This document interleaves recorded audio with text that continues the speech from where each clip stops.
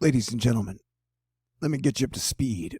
I am your planetary defense commander, Star-Lord New Thor 7, and I'm popping my peas in the microphone.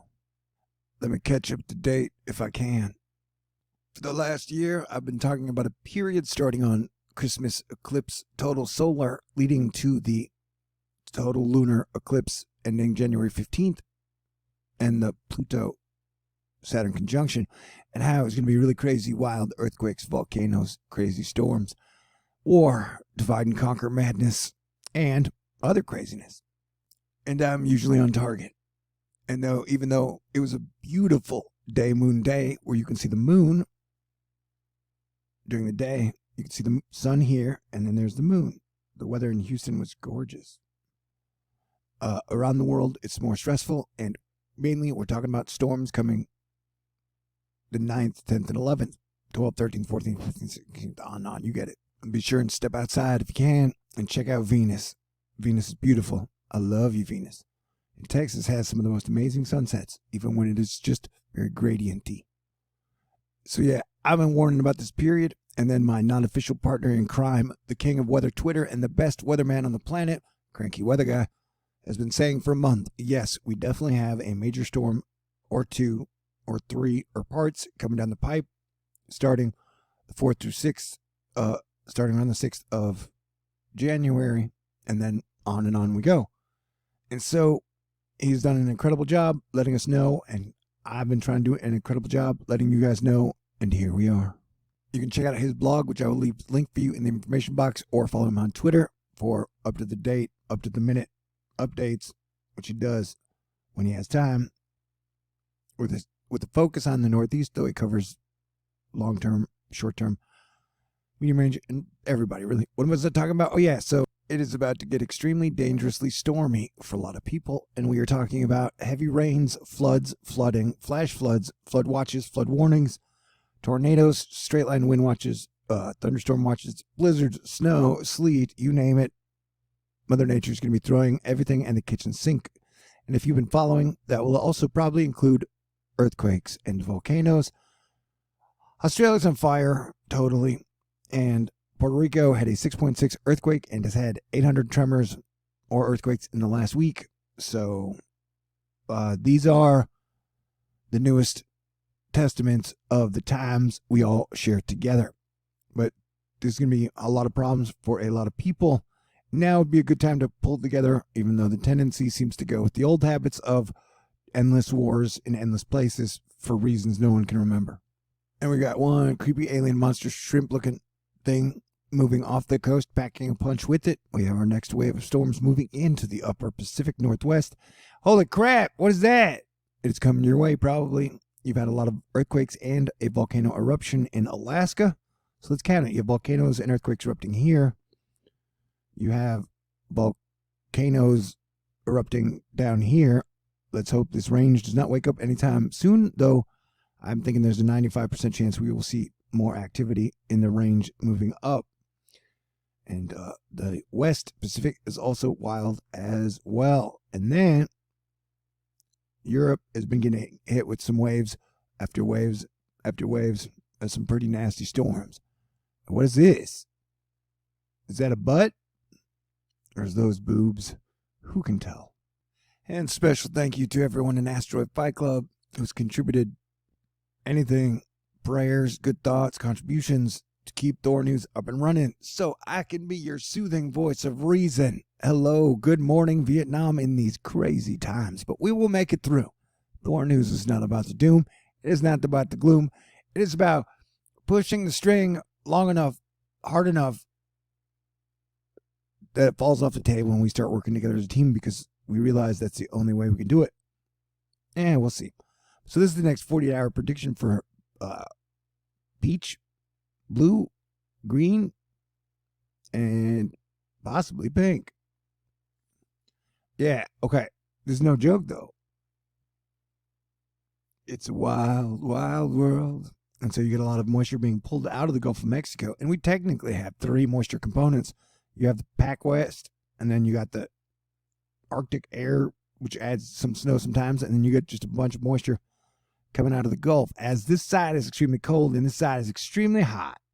and we are keeping an eye on it. And I'm worried about you, Puerto Rico, even though I don't like to worry because that doesn't really help. I know that last I'd heard, the island was without power and only 30% of the people had access to running water.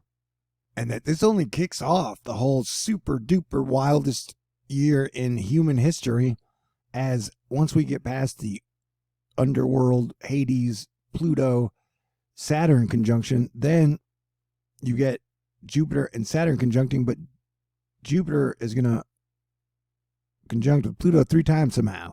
Then you get all the gas giants on the same side. So we got a lot of earthquakes and volcanoes headed our way, and we can adapt to it if that is what we choose to do.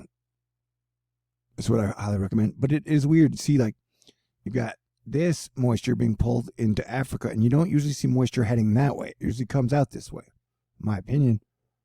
And then this is being split, like part is coming there, part's coming there. Kind of looks like bubbles. I'm worried Puerto Rico's over here. This is a very hot zone. What's it talking about? Okay, the big storm is about 4 days away, possibly 3. And day 4, 30% northeast Texas and central Texas east, including Houston. We're in the watch zone, so will be Louisiana, Alabama, Mississippi. And they put this on the board 7 days out, which is pretty rare, so everything confirms. We got a cranky confirmation, super major epic storm coming up. You got the tornado predictability thing confirming it. I've been confirming it. Yeah, buckle up, baby. It's 2020, and it has a whole new ballgame of the same old shit. All right, now I'm going to step through this with you because this is a new thing. Watch. Okay, so we get our storm moving out of the east. This is the 8th, and that will get a little stronger as it moves up the coast.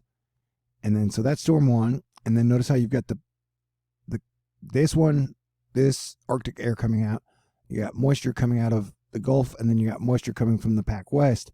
It's 3 moisture water vapor areas. And then on day, we're getting hit on the coast, and then this is when the storm starts really bad on the 11th with ice and then heavy flooding, possible tornadoes. Now look, that is a bad, thick area of heavy rainfall, and that is our 84. Then we got our 90. That's really, really, really, really bad for a lot of people. And then you get our 96, and then it kind of calms down. So 24 hours of super duper heavy rain. We're talking 5, 6, possibly 7 to 10, 12, I would guess, inches of rain in some spots over a 24-hour period. That is going to be nasty. And then you get that whole ice sliver at the very top where the hot meets the cold in the giant battle. And so that is the 12th. It moves out on the 12th. Now check this out. 12th. So on the here's the 13th. And we have another storm. Now, it doesn't look as bad, but it's still going to add a lot of rain to some of the same areas a day later, day and a half. And then you've got your next storm coming in the Pac West,